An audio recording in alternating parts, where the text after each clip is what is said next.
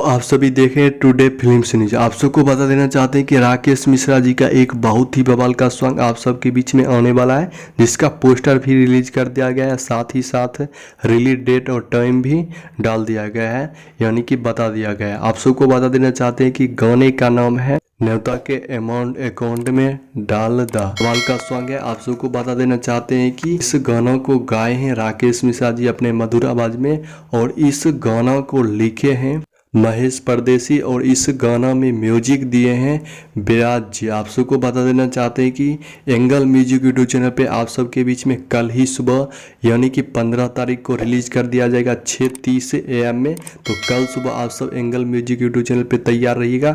हम इस वीडियो को वहीं पर एंड करते हैं। वीडियो को लाइक करिए और चैनल को सब्सक्राइब करिए, और वीडियो को ज़्यादा से ज़्यादा शेयर करके राकेश मिश्रा जी के सभी फैंस तक पहुँचा दीजिए। फिर मिलते हैं नए वीडियो में नए अपडेट के साथ, तब तक के लिए जय हिंद।